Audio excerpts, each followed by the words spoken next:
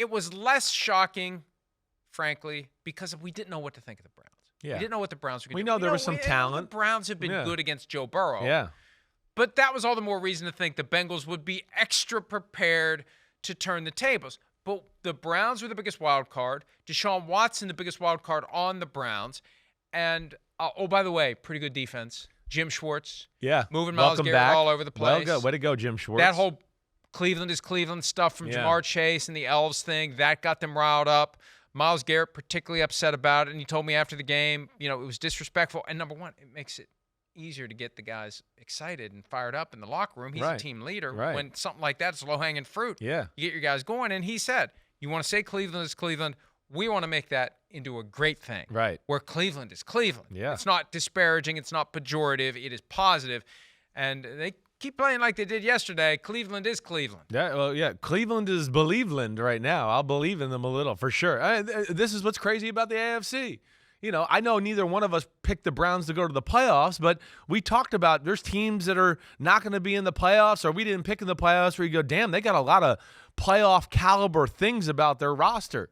We saw, Nick Chubb is still awesome, right? We saw him running. He's still one of the best running backs in football. That O-line's damn good. It was a wet, sloppy day. So Watson in the pass game, it wasn't great, but we know there's some weapons on the outside there. David Njoku at tight end. All right. They got Zadarius Smith and Dalvin Tomlinson to go along with Myles Garrett on that D-line. All right. Those two corners, when they're healthy, Newsome and Denzel Ward, they're a handful there. So there's a lot of positives with Cleveland. Now, Cleveland's one of those where you just a little bit like, I can't pick them. I got to see it first to believe it before I go down that road. And yesterday was a little step in believing that. They really controlled the game, right, Mike? Even when it was 0-0, if I remember correctly, the Browns fumbled going into score or on the 20-yard line once, and you just felt like, man, Cincinnati can't get anything going on the offensive side of the ball. And as the game wore on, it just went more and more into Cleveland's way, and Cincinnati never had an answer for really anything. We didn't really know what that offense was going to look like, and it was raining all game, Right. so maybe it'll open up a little bit more. But Nick Chubb was still Nick Chubb. They kept him around. People are like, oh, now that they have Deshaun Watson, all that money they're giving to him, they can't afford to have Nick Chubb. And somebody told me in the offseason, when the whole discussion about running back pay and why is Chubb still there at $12 million a year or whatever, he's a great leader. They love him. He's a great for the team things guy. he does Exactly beyond right. what he does. Right. He still had 106 rushing yards yesterday. Deshaun Watson only had 154 passing yards. He added 45 He on had the some ground good runs. and a He did. touchdown. And, Yeah. we're starting to see glimpses of the Deshaun Watson that we knew and loved when he was in Houston before all the stuff happened that changed the public perception of Deshaun Watson. But he looked pretty good yesterday, did enough. If the defense is only going to give up 3 points, there isn't a whole lot Deshaun Watson needs to do.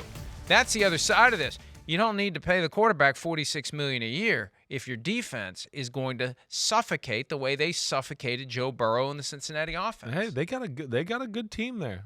They've built it and done some good things. And now it's going to be up to Stefanski to get Watson to turn the corner and get back, like you said, to the guy he was there.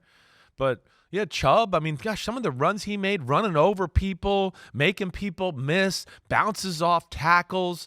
And, ultimately, listen, I think it was kind of funny. One of the themes of yesterday was all the quarterbacks who got paid in the offseason didn't do very good. Daniel Jones, Jalen Hurts, Justin Herbert, Joe Burrow. There's 4 right there in the $50 million category. There you go. Damn, we've seen better, right? Now I know it's the first game of the year and all that. And Lamar Jackson too, even though it was 22-9. Every time I'd look up at that game, it's like, what's up with the Baltimore offense? Yeah, they never got it going. Maybe the Texans are just really, really bad to still lose that badly when it felt like the Baltimore offense is a work in progress. But you're right, Joe Burrow just gets the richest contract in NFL history at $55 million a year, and he has a career low 82 yards passing. Nothing. 82. Nothing. Now, you're like, again, we're going to another week 1 here where we go, man, Cincinnati's offensive line didn't look great, which is disappointing because they've, spent a lot of money and resources on that in recent years, right? Getting Orlando Brown.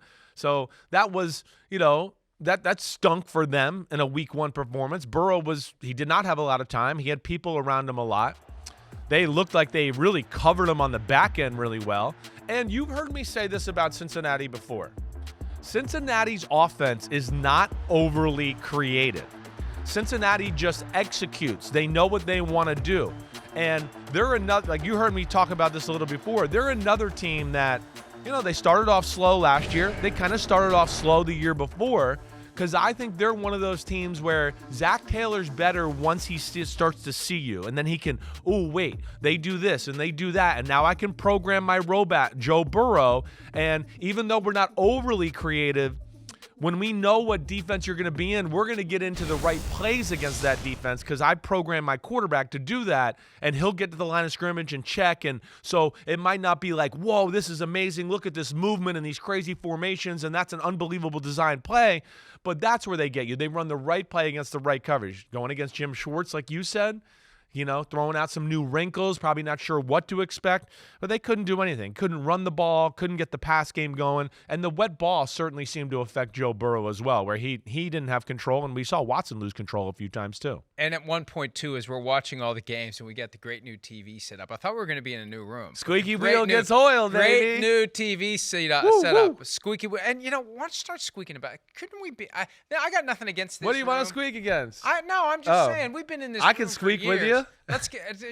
Don't you think we've elevated to the point where we should be in a better studio? Well, not that there's anything wrong with this studio, but don't you think we should be in a better spot than this room? Well, this is the by the way room. There's better studios in this building, that's for sure. Why don't we just go use Barry's studio? You think he'd have a problem with that? I think he would. That's his studio. You just called it Barry's studio. Too bad. He's a diva. He's a fantasy diva. He's gonna be like, I don't want Florio. There's got to be down my set. Because they're always building something new. There's some cool sets in this building. This is the original. We've been in this building 10 years, right. and we've been doing this show out of this. By the way. Down the hall, around the corner. Nobody even knows where it is. Where the hell is PCR 6? I'd like to think we've gotten to the point where so maybe we need to start squeaking on that. Okay. Because apparently the squeaking worked. Hi, it's Mike Florio. Thanks for watching PFT on YouTube. Hit subscribe for the latest news and analysis from Pro Football Talk.